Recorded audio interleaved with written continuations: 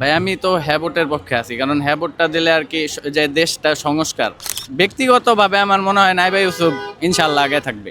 এই যে আমাদের দেশে ভাই দেখেন, যেমন হাদি ভাই, ওনার বিচারটা এখনো হইলো না। এই ওনারে প্রায় মানুষ ভুলেই গেছে। আমাদের দাবি থাকবে যাতে তারা দেশটাকে ভালোভাবে পরিচালনা করে, যেমন আমাদের যাতে মানে জীবন যাতে আরো সহজ করতে পারে, তারা রাস্তাঘাট উন্নত করতে পারে, এসবই আর কি দাবি থাকবে। আপনাদের ফরিদপুরের যেখানে আপনি ভোটার, ওইখানে আপনাদের কি প্রয়োজন? মানে সব জায়গাতে সব কিছু প্রয়োজন হয় না, কোনো জায়গায় রাস্তাঘাট প্রয়োজন হয়, কোনো জায়গায় বিদ্যুতের সমস্যা। আপনাদের কি প্রয়োজন ওখানে? ভাই আমাদের রাস্তাঘাটটাও প্রয়োজন। যেমন আপনি যদি দেখেন, আহ, ফরিদপুরের থেকে ভাঙার যে রাস্তাটা, ওইটা মানে খুবই বিচ্ছিরি অবস্থা। ওই রাস্তাটার আর কি উন্নয়ন করলে ভালো হয়।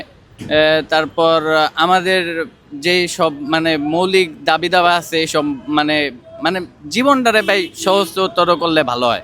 আপনি কোন ভোটের পক্ষে আছেন, হ্যাঁ ভোট নাকি না ভোট? ভাই আমি তো হ্যাবোটের পক্ষে আছি, কারণ হ্যাবোটটা দিলে আর কি যে দেশটা সংস্কার এটা হওয়া উচিত। এজন্য আমি হ্যাবোটের পক্ষে আছি। তো সবচেয়ে জনপ্রিয় কে আছেন আপনাদের ওখানে?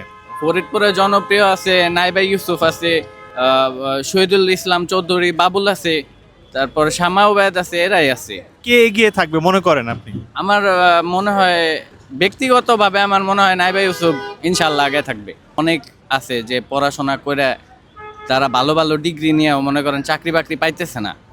তারা এই জিনিসটা দেখুক, মানে যারা মনে করেন যে এই যে যারা আর কি যেই জায়গার যোগ্য, তারা যাতে ওই জায়গায় যাইতে পারে, এটাই মানে ভাই আমি চাই, আশা থাকবে এটা। এই যে আমাদের দেশে ভাই দেখেন, যেমন হাদি ভাই মানে এই যে যে একটা লোক ছিল, ওনার এই যে গুলি করে মেরে ফেললো ওনারে, ওনার বিচারটা এখনো হইলো না।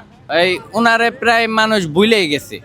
এটা খুবই দুঃখজনক। খালি তো এক হাদি না, আরো অনেকে আছে যে যারা মনে করেন মানে কোনো বিচারই পায় নাই। এটা মানে এই দেশে আর কি ভালো করলে ভালো মানুষের আর কি দামই নেই ভাই, তাদের মরে যাইতে হয়।